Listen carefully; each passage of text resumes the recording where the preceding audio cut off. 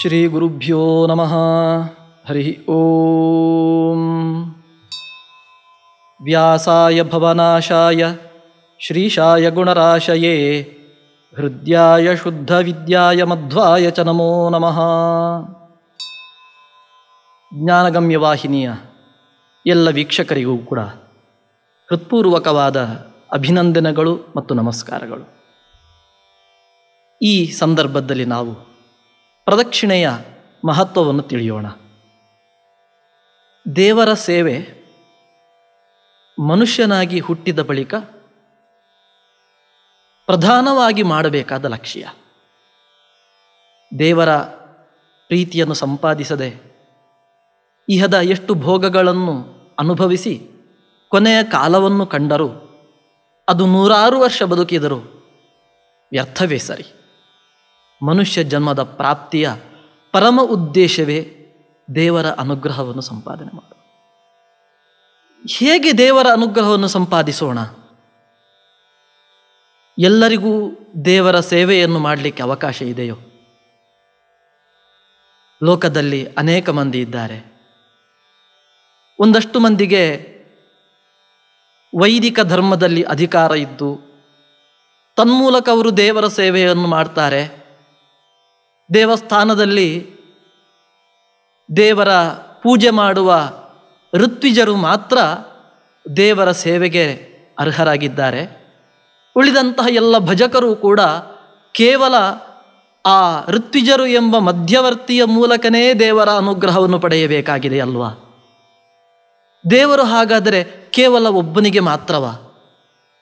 ಉಳಿದ ಭಕ್ತರು ದೇವರು ಹೇಗೆ ಪೂಜಕರಿಗೆ ಸಿಗ್ತಾನೋ ಅರ್ಚಕರಿಗೆ ಸಿಗುವಷ್ಟು ಉಳಿದ ಭಕ್ತರಿಗೆ ಸಿಗುವುದಿಲ್ಲವೋ ಅಂತಂದರೆ, ದೇವರ ಪೂಜೆ ಅಂದರೆ ಅದು ಕೇವಲ ದೇವರ ವಿಗ್ರಹವನ್ನು ಮುಟ್ಟಿ ಅಲ್ಲಿ ನಡೆಸುವಂತಹ ಅಭಿಷೇಕ, ನೈವೇದ್ಯದ ಸಮರ್ಪಣೆ, ಆರತಿಯೇ ಪೂಜೆಯಲ್ಲ. ಪೂಜೆ ಅಂತಂದರೆ ದೇವರಿಗೆ ಇಷ್ಟವಾಗುವಂತೆ ದೇವರ ಯಾವುದೇ ಸೇವೆಯನ್ನು ಮಾಡಿದರೂ ಕೂಡ ಅದು ದೇವರ ಪೂಜೆ ಅಂತ ಅನ್ನಿಸ್ತದೆ. ಹಾಗಿರುವಾಗ ದೇವರ ಸೇವೆಯನ್ನು ಒಂದಲ್ಲ ಒಂದು ಪ್ರಕಾರದಿಂದ ಎಲ್ಲರೂ ಮಾಡಲಿಕ್ಕೆ ಸಾಧ್ಯನೇ. ಇನ್ನು ದೇವರ ಪೂಜೆ ಅಂತ ಅನ್ನಿಸಬೇಕಾದರೆ 16 ಉಪಚಾರಗಳು ಅಂತ ಹೇಳ್ತಾರೆ. ಈ 16 ಉಪಚಾರಗಳನ್ನು ಮಾಡಲಿಕ್ಕಾದರೆ ಮಾತ್ರ ಅದು ಪೂಜೆ. ಅದನ್ನು ಮಾಡಲಿಕ್ಕಾಗದೇ ಇದ್ದರೆ ಅದು ಪೂಜೆಯೇ ಅಲ್ಲ ಅಂತ ಸಹ ಹೇಳಲಿಕ್ಕೆ ಬರೋದಿಲ್ಲ. ಯಾಕೆ ಅಂತ ಕೇಳಿದರೆ, ನಮಗೆ ಈ 16 ಉಪಚಾರಗಳನ್ನು ಪೂರ್ತಿಯಾಗಿ ಮಾಡಲಿಕ್ಕೆ ಬರುವುದಿಲ್ಲ. ಏನೋ ಒಂದು ಶುದ್ಧವಾದ ನೀರು ಸಿಕ್ಕಿದರೆ ಅಭಿಷೇಕ, ಪ್ರಾಕೃತಿಕವಾದ ಫಲ ಸಿಕ್ಕಿದರೆ ಸಮರ್ಪಣೆ, ಮತ್ತೊಂದು ಆರತಿ, ಇಷ್ಟನ್ನು ಮಾತ್ರ ನಾವು ಮಾಡ್ತೇವೆ ಹೊರತು ಉಳಿದ ಉಪಚಾರಗಳು ನಮ್ಮ ಕೈಯಲ್ಲಿ ಒಟ್ಟುಗೂಡುವುದಿಲ್ಲ. ಆದ್ದರಿಂದ ದೇವರಿಗೆ 16 ಉಪಚಾರ, ಅದೇ ಉಪಚಾರ, ಈ ನಿಯಮ ಇಲ್ಲದೆ ನಮಗೆ ಎಲ್ಲರಿಗೂ ಕೂಡ ಯಾವ ಯಾವ ರೀತಿಯಲ್ಲಿ ಭಗವಂತನ ಸೇವೆಯನ್ನು ಮಾಡಲಿಕ್ಕಾಗ್ತದೆ ಆ ಎಲ್ಲ ಪ್ರಕಾರಗಳಿಂದಲೂ ಕೂಡ ದೇವರ ಪೂಜೆಯನ್ನು ನೆರವೇರಿಸಲಿಕ್ಕೆ ಬರ್ತದೆ. ಆದ್ದರಿಂದಲೇ ದೇವರ ಪೂಜೆಯಲ್ಲಿ ನಾನಾ ಉಪಚಾರಗಳನ್ನು ಹೇಳುವಂತಹ ಸಂಹಿತೆಗಳು, ಅನೇಕ ಶಾಸ್ತ್ರೀಯ ಗ್ರಂಥಗಳು ಪ್ರದಕ್ಷಿಣೆಯನ್ನು ಕೂಡ ಅಲ್ಲಿ ಉಪಚಾರವಾಗಿ ಹೇಳಿದೆ. ಮನುಷ್ಯ ಜೀವಿತದಲ್ಲಿ 2 ರೀತಿಯಾದಂತಹ ಪುಣ್ಯ ಸಂಪಾದನೆಯ ಕರ್ಮವನ್ನು ಮಾಡಬಹುದು. ಒಂದು ಇಷ್ಟ, ಮತ್ತೊಂದು ಪೂರ್ತ ಅಂತ. ಪೂರ್ತ ಅಂದರೆ ಏನು ಅಂತ ಹೇಳಿದಾಗ ಮಹಾಭಾರತ ಹೇಳುತ್ತದೆ, ವಾಪಿ, ಕೂಪ, ತಡಾಗ, ಆರಾಮ, ದೇವತಾಯತನ ಇವುಗಳು ಪೂರ್ತ ಅಂತ. ಅಂದರೆ ನಾವು ನಿತ್ಯದ ವ್ಯವಹಾರದಲ್ಲಿ ಏನು ಸೋಷಿಯಲ್ ವರ್ಕ್ ಅಂತ ಹೇಳ್ತೇವೆ, ಅದೂ ಕೂಡ ದೇವರ ಆರಾಧನೆ. ಯಾವುದದು ಶಾಸ್ತ್ರ ಹೇಳಿದಂತಹ ಸೋಷಿಯಲ್ ವರ್ಕ್, ಸಾಮಾಜಿಕ ಸೇವೆ ಯಾವುದು ಅಂತ ಕೇಳಿದರೆ ವಾಪಿ ಅಂದರೆ ಬಾವಿ, ಹಾಗೆ ಕೆರೆಗಳು, ಉದ್ಯಾನವನಗಳು, ಇದರ ಜೊತೆಗೆ ದೇವತಾಯತನ, ದೇವಮಂದಿರ, ದೇವಾಲಯಗಳ ನಿರ್ಮಾಣ, ಅದು ಪೂರ್ತ. ದೇವಾಲಯವನ್ನು ಒಂದು ಊರಿನಲ್ಲಿ ನಿರ್ಮಾಣ ಮಾಡುವುದರಿಂದ ಆ ಊರಿಗೆ ಸುಭಿಕ್ಷೆಯಾಗ್ತದೆ. ಆ ಊರಿನಲ್ಲಿರುವಂತಹ ಎಲ್ಲ ಮಂದಿಯೂ ಕೂಡ ಬಂದು ಆ ದೇವರ ಸೇವೆಯನ್ನು ನೆರವೇರಿಸಿ ಅವರ ಅನಿಷ್ಟವನ್ನು ಹೋಗಲಾಡಿಸಿ ಇಷ್ಟವನ್ನು ಸಂಪಾದನೆ ಮಾಡಲಿಕ್ಕೆ ಬರ್ತದೆ. ಆದ್ದರಿಂದ ಈ ದೇವರ ಆಲಯ ಇರುವುದೇ ಎಲ್ಲ ಭಕ್ತರೂ ಕೂಡ ತಮಗೆ ಆಗುವಂತಹ ರೀತಿಯಲ್ಲಿ ದೇವರ ಸೇವೆಯನ್ನು ನೆರವೇರಿಸಲಿಕ್ಕೆ. ಇಂತಹ ಆಲಯಗಳಲ್ಲಿ ದೇವರ ಸೇವೆಗೆ ಒಂದು ಒಳ್ಳೆಯ ಅವಕಾಶ ಅಂದರೆ ಅದು ಪ್ರದಕ್ಷಿಣೆ. ಈ ಪ್ರದಕ್ಷಿಣೆಯನ್ನು ಅನೇಕ ದೇವರ ಪೂಜಾ ಕೈಂಕರ್ಯದ ವಿಧಾನವನ್ನು ಹೇಳುವಂತಹ ಸಂಹಿತಾ ಗ್ರಂಥಗಳು ಅಲ್ಲಲ್ಲಿ ಉಲ್ಲೇಖಿಸಿದ್ದಿದೆ. ಏನಿದು ಪ್ರದಕ್ಷಿಣೆ ಅಂತಂದರೆ, ಆಗಮಗಳು ಸಂಹಿತೆಗಳು ಹೇಗೆ ಪ್ರದಕ್ಷಿಣೆಯನ್ನು ವಿಧಿಸಿದ್ದಾವೆ ಅಂತಂದರೆ, ಅನಿರುದ್ಧ ಸಂಹಿತೆ ಹೇಳುತ್ತದೆ, ಗೀತ ನೃತ್ಯೈಶ್ಚ ವಾದ್ಯೈಶ್ಚ ಸ್ತೋತ್ರೈಶ್ಚೈವ ಪ್ರದಕ್ಷಿಣೈ ಏತೈ ಸಂಪೂಜಯೇ ದೇವಂ ಅನ್ಯಥಾ ದೋಷಕೃತ್ ಭವೇತ್.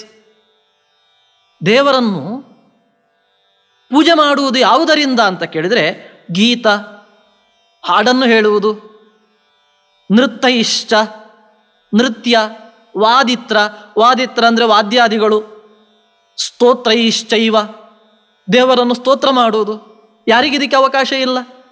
ಯಾರಿಗೆಲ್ಲ ಸ್ತೋತ್ರವನ್ನು ಹೇಳುವಂತಹ ನಾಲಿಗೆ ಇದೆ ಅವರೆಲ್ಲರೂ ಕೂಡ ಸ್ತೋತ್ರವನ್ನು ಮಾಡಬಹುದು. ನೃತ್ಯ ಗೀತಾದಿಗಳನ್ನು ತಿಳಿದವರು ಅದನ್ನು ನೆರವೇರಿಸಬಹುದು. ಆದರೆ ಎಲ್ಲರಿಗೂ ಆಗುವಂತಹ ಒಂದು ಉಪಾಯ ಅಂದರೆ ಅದು ಪ್ರದಕ್ಷಿಣೆಗಳನ್ನು ನಡೆಸಬೇಕು.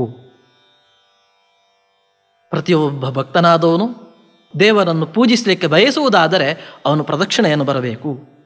ಒಂದು ವೇಳೆ ಪ್ರದಕ್ಷಿಣೆಯನ್ನು ಬಾರದಿದ್ದರೆ ಅನ್ಯಥಾ ದೋಷಕೃತ್ ಭವೇತ್. ಅದರಿಂದ ದೇವಾಲಯಗಳಲ್ಲಿ ದೇವರ ಪ್ರದಕ್ಷಿಣೆ ಅತ್ಯವಶ್ಯ ಮಾಡಲೇಬೇಕು ಅಂತ ಹೇಳಿದಾಗ ಆಗ್ತದೆ. ಜಯತೀರ್ಥರು ಪದ್ಯಮಾಲಾದಲ್ಲೂ ಕೂಡ ಹೇಳ್ತಾರೆ, ಪ್ರದಕ್ಷಿಣ ನಮಸ್ಕಾರಾನ್ ಸ್ತೋತ್ರ ಪಾಠಾಂ ತತಶ್ಚರೇತ್ ಅಂತ. ದೇವರಿಗೆ ಪೂಜೆ ಎಲ್ಲ ಆದ ಬಳಿಕ, ಅಂದರೆ ಪೂಜೆ ಎಲ್ಲ ಅಂತಂದರೆ ನೈವೇದ್ಯ ಸಮರ್ಪಣೆ, ಮಂಗಳಾರತಿ, ಹಾಗೆಯೇ ನೃತ್ಯ ಗೀತ ವಾದಿತ್ರ ಈ ಎಲ್ಲ ಉಪಚಾರಗಳನ್ನು ಕೊಟ್ಟ ಬಳಿಕ ಪ್ರದಕ್ಷಿಣೆಯನ್ನು ನಡೆಸಬೇಕು. ಪ್ರದಕ್ಷಿಣಂ ನಮಸ್ಕಾರಾನ್, ಪ್ರದಕ್ಷಿಣೆಯನ್ನು ಜೊತೆಗೆ ನಮಸ್ಕಾರವನ್ನು ಕೂಡ ಮಾಡಬೇಕು ಅಂತ ಹೇಳ್ತಾರೆ. ಹಾಗಾದರೆ ಏನಿದು ಪ್ರದಕ್ಷಿಣೆ? ಪ್ರದಕ್ಷಿಣೆಯ ಮಹತ್ವ ಏನು? ಪ್ರದಕ್ಷಿಣಾ ಶಬ್ದಕ್ಕೆ ದಕ್ಷಿಣಾವರ್ತೇನ ದೇವತಾಮುದ್ದೇಶ್ಯ ಭ್ರಮಣೆ ಅಂತ ಕೋಶಕಾರರು ಹೇಳ್ತಾರೆ. ದೇವರ ಸುತ್ತ ಭ್ರಮಿಸುವುದು, ಸುತ್ತು ಬರುವುದು ಅಂತ ಹೇಳ್ತೇವೆ ನಾವು ವಾಡಿಕೆಯಲ್ಲಿ. ದೇವರಿಗೆ ಸುತ್ತು ಬಂದ್ಯಾ? ಸಂಸ್ಕೃತ ಗೊತ್ತಿದ್ದವರು ಪ್ರದಕ್ಷಿಣ ಹಾಕಿದ್ರ ಅಂತ ಕೇಳುವ ಕ್ರಮ ಇದೆ. ರೂಢಿಯಲ್ಲಿ ಸುತ್ತು ಬರುವುದು ಅಂತ. ಆದರೆ ಸುತ್ತು ಬರುವುದಂದರೆ ಅದು ಹೇಗೆ ಸುತ್ತು ಬರಲಿಕ್ಕೂ ಆಗ್ತದೆ, ಅಡ್ಡಾದಿಡ್ಡಿಯೂ ಆಗ್ತದೆ, ಉಲ್ಟವೂ ಸುತ್ತು ಬರಲಿಕ್ಕಾಗ್ತದೆ. ಆದ್ದರಿಂದ ಸುತ್ತು ಬರುವುದಂದರೆ ಹಾಗೆಲ್ಲ. ದಕ್ಷಿಣಾವರ್ತೇನ ದೇವತಾಮುದ್ದೇಶ್ಯ ಭ್ರಮಣಂ, ದಕ್ಷಿಣ ಆವರ್ತ. ದಕ್ಷಿಣಾವರ್ತ ಅಂದರೆ ಮತ್ತೇನು ಅಂದರೆ ಅದಕ್ಕೆ ಪ್ರದಕ್ಷಿಣೀಕೃತ್ಯ ಅಂತ ಹೇಳ್ತಾರೆ. ಮಧ್ವಾಚಾರ್ಯರು ಈ ಪ್ರದಕ್ಷಿಣೆಯ ಮಹತ್ವವನ್ನು ಹೇಳುವಂತಹ ವ್ಯಾಸರ ಒಂದು ಮಾತನ್ನು ಉಲ್ಲೇಖಿಸ್ತಾರೆ. ಅಲ್ಲಿ ಪ್ರದಕ್ಷಿಣೀಕೃತ್ಯ ಅಂದರೆ ದಕ್ಷಿಣದಲ್ಲಿ ದೇವರು ಇರುವಂತೆ ಮಾಡಿ ಅಂತರ್ಥ. ಯಾವತ್ತಿಗೂ ಕೂಡ ದೇವರು ನಮ್ಮ ದಕ್ಷಿಣ ದಿಕ್ಕಿನಲ್ಲಿರಬೇಕು.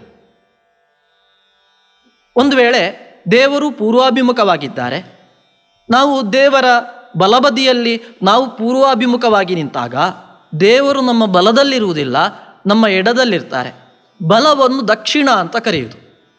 ದೇವರು ನಮ್ಮ ಬಲದಲ್ಲಿರಬೇಕು ಅಂತಂದರೆ ದೇವರು ಪೂರ್ವಾಭಿಮುಖವಾಗಿರುವಾಗ ನಾವು ಪಶ್ಚಿಮಮುಖವಾಗಿ ದೇವರ ಬಲಬದಿಯಲ್ಲಿ ನಿಂತರೆ ನಮ್ಮ ಬಲಬದಿಯಲ್ಲಿ ದೇವರಿದ್ದಾರೆ ಅಂತ ಅರ್ಥ. ಹೀಗೆ ನಾವೇನು ಅಪ್ರದಕ್ಷಿಣೆ ಅಂತ ಹೇಳ್ತೇವೆ, ಆ ಅಪ್ರದಕ್ಷಿಣೆಯಲ್ಲಿ ಬಂದಾಗ ದೇವರು ನಮ್ಮ ಬಲಬದಿಗೆ ಸಿಗುವುದೇ ಇಲ್ಲ, ದೇವರು ನಮ್ಮ ಎಡಬದಿಗೇನೆ ಸಿಗುವುದು. ಆದ್ದರಿಂದ ಇಲ್ಲಿ ಪ್ರದಕ್ಷಿಣ ಅಂದರೆ ಶಬ್ದಕ್ಕೆ ಏನರ್ಥ ಅಂತ ಕೇಳಿದರೆ ದೇವರು ಸರ್ವದಾ ನಮ್ಮ ಬಲಬದಿಯಲ್ಲಿ ಇರುವಂತೆ ನೋಡಿಕೊಳ್ಳೋದು. ಕೇವಲ ದೇವರಿಗೆ ಮಾತ್ರ ಪ್ರದಕ್ಷಿಣ ಅಲ್ಲ. ನಾವು ಅತ್ತಿತ್ತ ಸಂಚರಿಸುವಾಗ ಯಾರೋ ಗುರು ಹಿರಿಯರು ತಂದೆ ತಾಯಿಯರಿದ್ದಾರೆ, ನಾವು ಯಾವ ಬದಿಯಿಂದ ಅವರನ್ನು ದಾಟಿ ಹೋಗಬೇಕು ಅಂದರೆ ಅವರು ನಮ್ಮ ಬಲಬದಿಗೆ ಇರುವಂತಾಗಬೇಕು. ಅವರು ನಮ್ಮ ಎಡಬದಿಗೆ ಸಿಗುವಂತೆ ನಾವು ಅವರನ್ನು ದಾಟಿ ಹೋಗಬಾರ್ದು. ಹಾಗೆಯೇ ದಾರಿಯಲ್ಲಿ ಗೋವು ಸಿಕ್ಕಿತು, ಗೋವನ್ನು ದಾಟಿ ನಾವು ಮುಂದಕ್ಕೆ ಹೋಗಬೇಕು. ಆವಾಗ ಹೇಗೆ? ಅಲ್ಲಿಯೂ ಕೂಡ ಗೋವಿಗೆ ಪ್ರದಕ್ಷಿಣೆ ಬರಬೇಕು ಅಂತಂದರೆ ಗೋವಿಗೆ ಒಂದು ಸುತ್ತು ಬರಬೇಕು ಅಂತ ಅರ್ಥ ಅಲ್ಲ. ಕೆಲವು ಬಾರಿ ಈ ರೀತಿಯಾಗಿ ನಾವು ಮಾಡಲಿಕ್ಕೆ ಹೋದಾಗ ಒಂದೋ ಜಾಗ ಇಲ್ಲ ಅಂತಾಗುವುದೋ ಅಥವಾ ಇನ್ನೇನೋ ಅನಾಹುತಗಳು ಆಗುವುದಿರಬಹುದು. ದಕ್ಷಿಣ ಅಂದರೆ ನಮ್ಮ ದಕ್ಷಿಣ ದಿಗ್ಭಾಗದಲ್ಲಿ ಪೂಜ್ಯವಾದಂತಹ ವಸ್ತುಗಳು, ವ್ಯಕ್ತಿಗಳು, ದೇವರು ಇರುವಂತೆ ನೋಡಿಕೊಳ್ಳುವಂಥದ್ದು, ಅದನ್ನು ಪ್ರದಕ್ಷಿಣೀಕೃತ್ಯ ಅಂತ ಹೇಳಿತು. ಹೀಗೆ ಯಾವತ್ತಿಗೂ ಕೂಡ ದೇವರು ಎಲ್ಲಿರಬೇಕು, ಎಲ್ಲಿರುವಂತೆ ನಾವಿರಬೇಕು ಅಂತಂದರೆ ದೇವರು ನಮ್ಮ ಬಲಬದಿಯಲ್ಲಿರುವಂತೆ. ಅನೇಕ ಬಾರಿ ಲೋಕದ ಜನರು ಮಂದಿರಕ್ಕೆ ಹೋದಾಗ ಅಪರೂಪಕ್ಕೇನೋ ಮಂದಿರಕ್ಕೆ ಹೋಗ್ತಾರೆ, ಏನೋ ದೇವರನ್ನು ದರ್ಶನ ಮಾಡಬೇಕು ಅಂತ, ಅಥವಾ ಸಾಲಿನಲ್ಲಿ ನಿಯತಿಯಲ್ಲಿ ಹೋದರೆ ದೇವರನ್ನು ಪಕ್ಕನೆ ನೋಡಲಿಕ್ಕಾಗುವುದಿಲ್ಲ, ಪಕ್ಕನೆ ದೇವರನ್ನು ನೋಡಿ ಹೋಗಬೇಕು ಅಂತ ಅಡ್ಡದಾರಿಯನ್ನು ಹಿಡಿಯುವುದಿದೆ.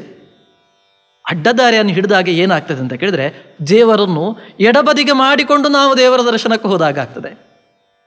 ನಾವು ಈ ನಿಯಮವನ್ನು ಮೀರುವುದು ದೇವರಿಗೆ ಗೊತ್ತಾಗುವುದಿಲ್ವೋ? ಆದ್ದರಿಂದ ಈ ದರ್ಶನ ಒಂದು ರೀತಿಯಲ್ಲಿ ನಾವು ದರ್ಶನದ ಮೂಲಕ ನಮ್ಮ ಕೆಲಸಗಳನ್ನು ಸಾಧಿಸಿಕೊಳ್ಳಿಕ್ಕೆ ಅಥವಾ ದೇವರ ದರ್ಶನದ ಭಾಗ್ಯವನ್ನು ಸಂಪಾದನೆ ಮಾಡಿದ್ದೇವೆ ಅಂತ ಅಂದುಕೊಂಡು ನಾವು ಬೀಗಿದ್ರೂ ಕೂಡ ಇನ್ನೊಂದು ರೀತಿಯಲ್ಲಿ ದೇವರನ್ನು ಅಪ್ರದಕ್ಷಿಣೆ ಮಾಡಿದ್ದೇವೆ. ಅಲ್ಲ, ನಾವು ಸುತ್ತು ಬರಲಿಲ್ಲ ಅಂತ ಹೇಳಿದರೂ ಕೂಡ ನಮ್ಮ ಎಡಬದಿಗೆ ದೇವರು ಬಂದಂತಾಯಿತು, ಹಾಗಾದರೆ ಅದು ಅಪ್ರದಕ್ಷಿಣೆ ಅಂತ ಅರ್ಥ. ಅದರಿಂದ ಇಲ್ಲಿ ಎಲ್ಲ ಕಡೆಯೂ ಕೂಡ ದೇವರನ್ನು ಪ್ರದಕ್ಷಿಣೆ ಮಾಡಬೇಕು ಅಂತ ಕೇಳಿದರೆ ದೇವರು ನಮ್ಮ ದಕ್ಷಿಣ ದಿಗ್ಭಾಗದಲ್ಲಿ ಅಂದರೆ ಬಲ ಭಾಗದಲ್ಲಿ ಇರುವಂತೆ ನೋಡಿಕೊಳ್ಳಬೇಕು. ನಾವು ದೇವರಿಗೆ ಒಂದು ಸುತ್ತು ಬಂದಾಗ ದೇವರ ಎಲ್ಲ ಅವಯವಗಳು ಕೂಡ ನಮ್ಮ ಬಲಭಾಗದಲ್ಲಿ ಸಿಕ್ಕಿದಂತಾಗ್ತದೆ. ದೇವರು ಅಂತಂದರೆ ಅದು ಕೇವಲ ದೇವಸ್ಥಾನದಲ್ಲಿ ಪೂರ್ವಾಭಿಮುಖವಾಗಿ ದೇವರಿದ್ದಾರೆ ಅಂತ ಅಂದುಕೊಳ್ಳೋಣ. ಕೇವಲ ದೇವರಿಗೆ ಪೂರ್ವಕ್ಕೆ ಅಭಿಮುಖವಾಗಿ ಒಂದೇ ಮುಖ ಅಲ್ಲ. ವಿಶ್ವತಶ್ಚಕ್ಷುರುದ ವಿಶ್ವತೋ ಮುಖೋ ವಿಶ್ವತೋ ಬಾಹುರುದ ವಿಶ್ವತಸ್ಪಾತ್. ಭಗವಂತನ ಎಲ್ಲ ಅವಯವಗಳು ಎಲ್ಲ ದಿಕ್ಕಿನಲ್ಲಿ ಸರ್ವತೋಮುಖವಾಗಿದೆ. ಆದ್ದರಿಂದ ನಾವು ಒಂದು ಬಾರಿ ದೇವರಿಗೆ ಒಂದು ಸುತ್ತು ಬಂದಾಗ, ಒಂದು ಆವರ್ತನೆಯನ್ನು ಮಾಡಿದಾಗ ಎಲ್ಲ ಅವಯವಗಳನ್ನು ಕೂಡ ದೇವರ ಎಲ್ಲ ಅವಯವಗಳನ್ನು ನಮ್ಮ ಬಲ ದಿಕ್ಕಿಗೆ ಭಾಗಕ್ಕೆ ಬರುವಂತೆ ನೋಡಿಕೊಂಡ ಹಾಗಾಗ್ತದೆ. ಇದನ್ನು ಒಂದು ಪ್ರದಕ್ಷಿಣ ಅಂತ ಕರೆಯುವುದು. ಈ ಪ್ರದಕ್ಷಿಣೆಯನ್ನು ದೇವರ ಪೂಜೆಯಲ್ಲಿ ಅವಶ್ಯವಾಗಿ ಮಾಡಬೇಕು ಅಂತ ಹೇಳ್ತಾರೆ. ಈ ಪ್ರದಕ್ಷಿಣೆಯ ಫಲ ಏನು ಅಂತಂದರೆ ಮಧ್ವಾಚಾರ್ಯರು ಕೃಷ್ಣಾಮೃತ ಮಹಾರ್ಣವ ಎಂಬ ಗ್ರಂಥದಲ್ಲಿ ವೇದವ್ಯಾಸರ ಮಾತನ್ನು ಉಲ್ಲೇಖಿಸ್ತಾರೆ. ವಿಷ್ಣೋರ್ವಿಮಾನಂ ಯಃ ಕುರ್ಯಾತ್ ಸಕೃದ್ ಭಕ್ತ್ಯಾ ಪ್ರದಕ್ಷಿಣಂ. ವಿಷ್ಣುವಿನ ವಿಮಾನ ಅಂತಂದರೆ ದೇವರ ಮುಂದೆ ಇರುವಂತಹ ಗೋಪುರ. ಕೆಲವು ಬಾರಿ ಗರ್ಭಗುಡಿಯನ್ನು ವಿಮಾನ ಅಂತ ಕರೆಯೋದಿದೆ. ಹೀಗೆ ದೇವರ ಗರ್ಭಗುಡಿಯನ್ನು ನಾವು ಸ್ವೀಕರಿಸಿದಾಗ ವಿಷ್ಣೋರ್ ವಿಮಾನಂ ಯಃ ಕುರ್ಯಾತ್ ಸಕೃದ್ ಭಕ್ತ್ಯಾ ಪ್ರದಕ್ಷಿಣಂ. ದೇವರ ಗರ್ಭಗುಡಿ ನಮ್ಮ ಬಲಭಾಗಕ್ಕೆ ಇರುವಂತೆ ನಾವು ಮಾಡಿದರೆ, ಒಂದು ಬಾರಿ ಮಾಡಿದರೂ ಕೂಡ ಅಶ್ವಮೇಧ ಸಹಸ್ರಸ್ಯ ಫಲಮಾಪ್ನೋತಿ ಮಾನವಃ. ಎಷ್ಟು ಪುಣ್ಯ ಅಂತಂದರೆ 1000 ಅಶ್ವಮೇಧ ಯಾಗ ಮಾಡಿದಾಗ ಎಷ್ಟು ಪುಣ್ಯನೋ ಅಷ್ಟು ದೇವರ ವಿಷ್ಣುವಿನ ಗರ್ಭಗುಡಿ ಒಂದಕ್ಕೆ ಒಂದು ಬಾರಿ ಪ್ರದಕ್ಷಿಣೆ ಬಂದರೆ ಅಂತ ಹೇಳ್ತಾರೆ. ಸಕೃತ್ ಭಕ್ತ್ಯಾ ಪ್ರದಕ್ಷಿಣಂ. ಪ್ರದಕ್ಷಿಣೆಯನ್ನು ಹೇಳುವಾಗ ಮಾತ್ರ ಭಕ್ತ್ಯ ಎಂಬ ಒಂದು ಅಂಶವನ್ನು ಸೇರಿಸ್ತಾರೆ. ಎಲ್ಲ ಕಡೆಯೂ ಕೂಡ ಈ ಒಂದು ಅಂಶ ಅತ್ಯಂತ ಮುಖ್ಯ. ನಮಗೆ ದೇವರ ಒಂದು ಪ್ರದಕ್ಷಿಣೆ 1000 ಅಶ್ವಮೇಧ ಯಾಗ ಮಾಡಿದಂತಹ ಪುಣ್ಯವನ್ನು ಹೇಗೆ ಕೊಡಲಿಕ್ಕೆ ಸಾಧ್ಯ ಅಂತ ಕೇಳಿದರೆ ಅಲ್ಲಿದ್ದಂತಹ ಒಂದು ಭಕ್ತಿ ಎಂಬ ಒಂದು ವಿಶೇಷ ಅಂಶದಿಂದ ಇಷ್ಟೊಂದು ದೊಡ್ಡ ಪುಣ್ಯ ಬರಲಿಕ್ಕೆ ಸಾಧ್ಯ. ಹಾಗಾದರೆ ಅಶ್ವಮೇಧ ಯಾಗವನ್ನು ಮಾಡಲೇಬೇಕಾಗಿಲ್ವಾ ಅಂತಂದರೆ ಮಾಡಬೇಕು. ಒಬ್ಬ ಅಧಮನಾದವನು, ಸಾಧಾರಣ ವ್ಯಕ್ತಿ ಒಬ್ಬ ಅಶ್ವಮೇಧ ಯಾಗವನ್ನು ಮಾಡಿದರೆ ಎಷ್ಟು ಪುಣ್ಯವೋ ಅಷ್ಟು ಪುಣ್ಯ ಒಬ್ಬ ದೇವರನ್ನು ತಿಳಿದವ ಒಂದು ಪ್ರದಕ್ಷಿಣೆ ಮಾಡಿದ್ರೂ ಕೂಡ ಬರ್ತದೆ ಅಂತ ಅರ್ಥ. ಮಾನವಃ ಅಂತ ಹೇಳಿದರೆ ಅದಕ್ಕೋಸ್ಕರನೇ ಅಶ್ವಮೇಧ ಸಹಸ್ರಸ್ಯ ಫಲಂ ಆಪ್ನೋತಿ ಮಾನವಃ. ಮಾನವಃ ಅಂತಂದರೆ ಮಾನವನು ಯಾರು? ಜ್ಞಾನಿ ಆದವನು ಮಾನವ. ಜ್ಞಾನ ಇಲ್ಲದೆ ಬರೇ ದೇಹಧಾರಣೆಯನ್ನು ಮಾಡ್ತಾ ಇರುವವನು ಅವನು ಮಾನವ ಅಂತ ಅನಿಸಿಕೊಳ್ಳುವುದಿಲ್ಲ. ನಿರಂತರ ದೇವರನ್ನು ತಿಳಿಯುವ ಪ್ರಯತ್ನ ಮಾಡುವವನು.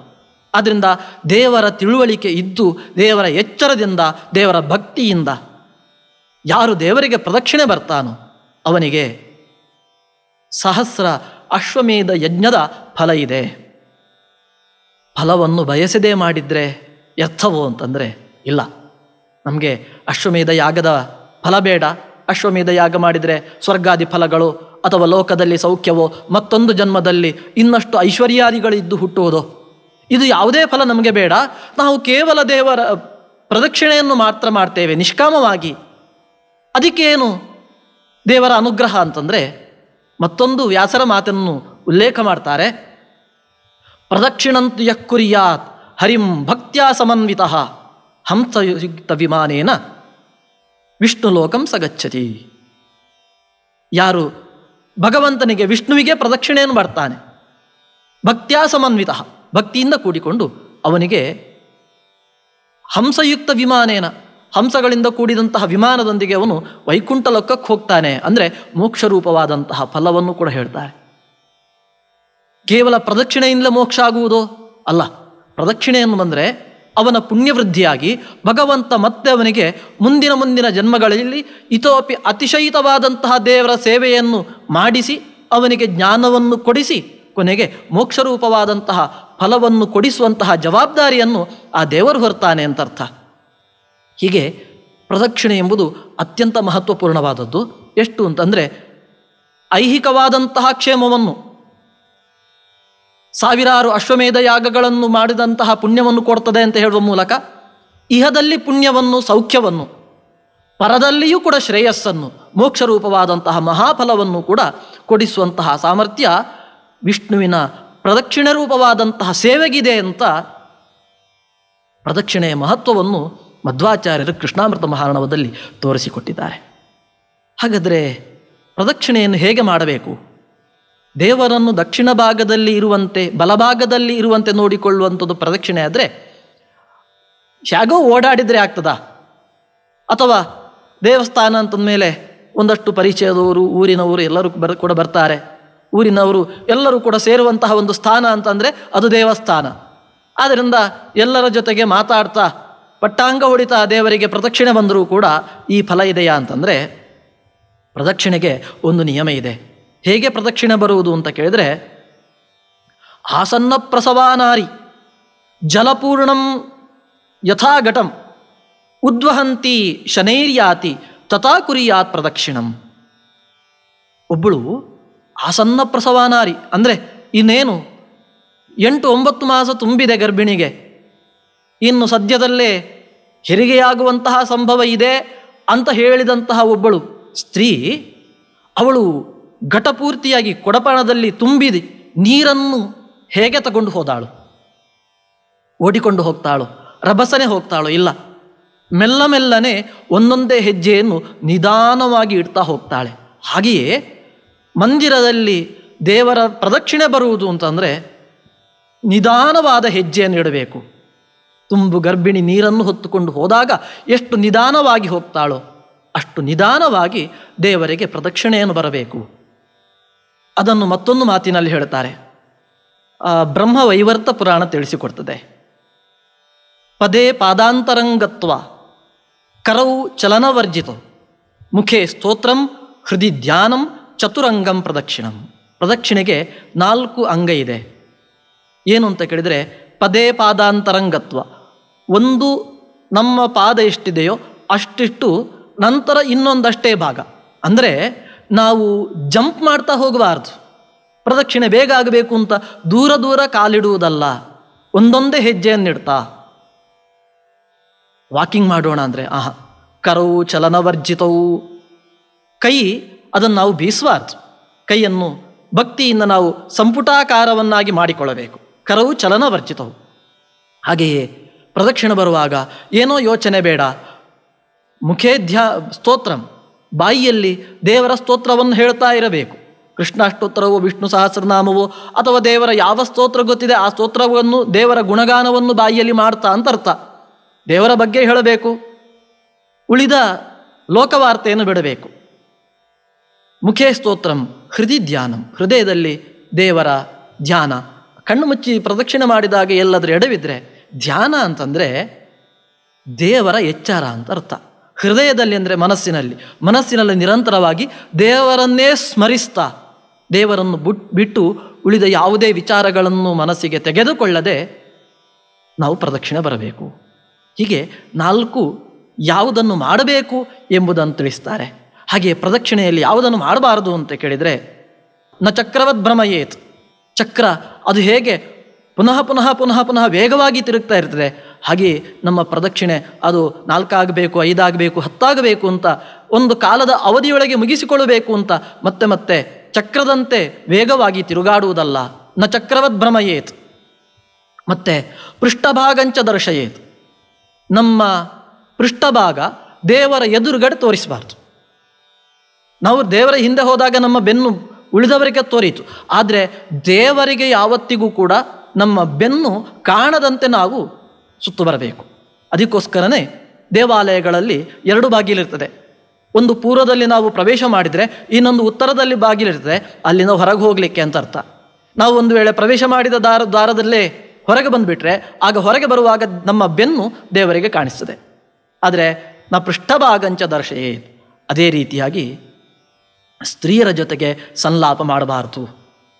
ಸ್ತ್ರೀಯರ ಜೊತೆಗೆ ಸಂಲಾಪ ಮಾಡಬಾರ್ದಂದರೆ ಮಾತನಾಡಲೇಬಾರದು ಅಂತಲ್ಲ, ಆದರೆ ಪ್ರಣಯಪೂರ್ವಕವಾಗಿ ಆದರಪೂರ್ವಕವಾಗಿ ಸ್ತ್ರೀಯರಿಂದ ಯಾವ ವಿಶೇಷವಾದ ಸಂಲಾಪವನ್ನು ಮಾತುಕತೆಯನ್ನಾಡ್ತಾರೆ ಇದನ್ನೆಲ್ಲ ಬಿಡಬೇಕು.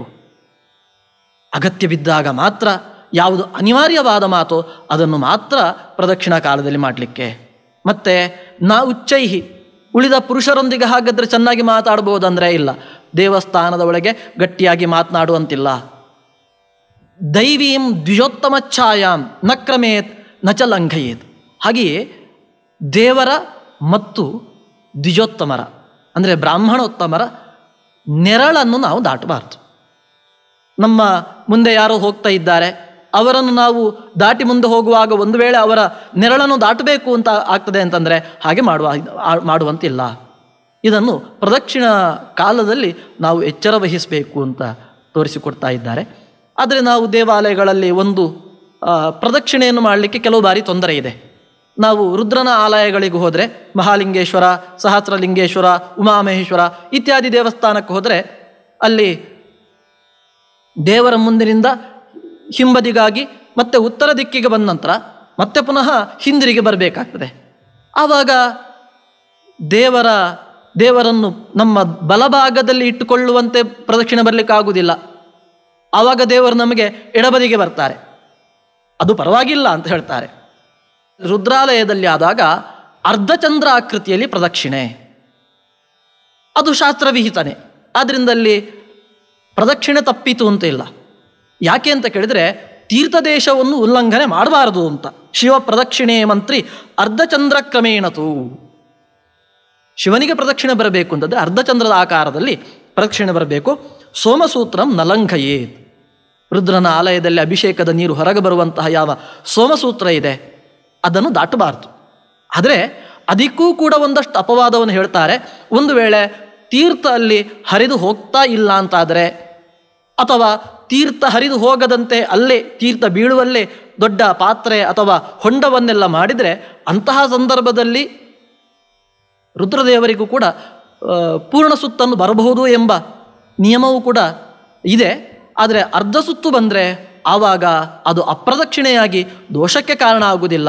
ರುದ್ರಾಲಯದಲ್ಲಿ ಇದು ವಿಹಿತ ಅಂತ ಶಾಸ್ತ್ರದಲ್ಲಿ ತೋರಿಸಿಕೊಟ್ಟಿದ್ದಾರೆ. ಇನ್ನೊಂದು ಪ್ರಶ್ನೆ ಏನು ಬರುವುದು ಅಂತ ಕೇಳಿದರೆ ದೇವರಿಗೆ ಎಷ್ಟು ಪ್ರದಕ್ಷಿಣೆಯನ್ನು ಬರಬೇಕು ಅಂತ. ಹೌದು, ಲೋಕಶಾಸ್ತ್ರದಲ್ಲಿ ಅಲ್ಲಲ್ಲಿ ಧರ್ಮಶಾಸ್ತ್ರ ಸಂಗ್ರಹಕಾರರೆಲ್ಲ ಮಾತನ್ನು ಹೇಳ್ತಾರೆ. ಏಕಾ ಚಂಡ್ಯಾ, ದೇವಿಗೆ 1 ಸುತ್ತು, ರವೇ ಸಪ್ತ, ಸೂರ್ಯನಿಗೆ 7 ಸುತ್ತು, ತಿಸ್ರಃ ಕಾರ್ಯ ವಿನಾಯಕೆ, ಗಣಪತಿ ದೇವಸ್ಥಾನದಲ್ಲಿ 3 ಸುತ್ತು ಬರಲಿಕ್ಕೆ, ಹರೇಹೇ ಚತಸ್ರಃ ಕರ್ತವ್ಯ ಅಂತ, ವಿಷ್ಣುವಿಗೆ 4 ಸುತ್ತುಗಳನ್ನು ಬರಬೇಕು. ಶಿವಸ್ಯ ಅರ್ಧ ಪ್ರದಕ್ಷಿಣ, ರುದ್ರದೇವರಿಗೆ ಅರ್ಧ ಪ್ರದಕ್ಷಿಣೆ ಅಂತ ಹಿಂದೆ ಹೇಳಿದಾಗೆ ಚಂದ್ರಾಕೃತಿಯಲ್ಲಿ ಪ್ರದಕ್ಷಿಣ ಅಂತ ಧರ್ಮಶಾಸ್ತ್ರಕಾರರು ಮಾತನ್ನೆಲ್ಲ ಸಂಗ್ರಹಿಸಿದ್ದಾರೆ. ಆದರೆ ಈ ಮಾತಿಗೆ ಏನರ್ಥ ಮಾಡ್ಬೋದು ಅಂತಂದರೆ, ಪೂಜೆಯನ್ನು ಮಾಡಿ ಅರ್ಚಕನಾದವನು ಹಿಂದೆ ಹೇಳಿದಂತಹ ಉಪಚಾರಗಳನ್ನು ಸಲ್ಲಿಸುವಾಗ ಪ್ರದಕ್ಷಿಣೆ ಎಂಬ ಉಪಚಾರಗಳನ್ನು ಕೂಡ ಸಲ್ಲಿಸಬೇಕು. ಆವಾಗ ಅವನು ಎಷ್ಟು ಪ್ರದಕ್ಷಿಣೆಯನ್ನು ಬರಬೇಕು? ಅಂತ ಕೇಳಿದರೆ ದೇವಿಗೆ 1, ವಿನಾಯಕನಿಗೆ 3, ರವಿಗೆ 7 ಈ ರೀತಿಯಾದಂತಹ ವಿಧಿ ಅದು ಅರ್ಚಕನಿಗೆ ಹೇಳಿದ್ದು. ಉಳಿದವರು ಭಕ್ತರು ಯಥಾಶಕ್ತಿ ಪ್ರದಕ್ಷಿಣೆಯನ್ನು ಮಾಡಬೇಕು. ಯಾಕೆ ಈ ರೀತಿಯಾಗಿ ಅಂತ ಕೇಳಿದರೆ, ಮತ್ತೊಂದು ಕಡೆ ಚತಸ್ರಭ್ಯೋಧಿಕಾ ಕಾರ್ಯಾ ಪೂಜಾಂತೇಚ ಪ್ರದಕ್ಷಿಣಾ ಅಂತ ಹೇಳ್ತಾರೆ. 4ಕ್ಕಿಂತ ಹೆಚ್ಚು ಪ್ರದಕ್ಷಿಣೆಯನ್ನು ಮಾಡಬೇಕು ಪೂಜೆಯ ಕೊನೆಯ ಕಾಲದಲ್ಲಿ ಅಂತ.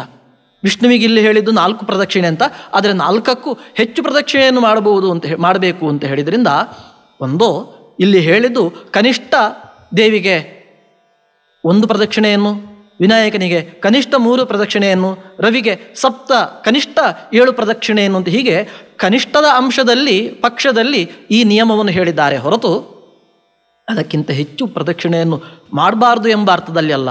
ಅದಕ್ಕಿಂತಲೂ ಹೆಚ್ಚು ಮಾಡಬೇಕು ಅಂತ ವಿಧಾನವನ್ನು ಮಾಡಿದ್ರಿಂದ ಕನಿಷ್ಠ ಅಷ್ಟಾದರೂ ಪ್ರದಕ್ಷಿಣೆಯನ್ನು ಮಾಡಬೇಕು ಅಂತ ಅರ್ಥ.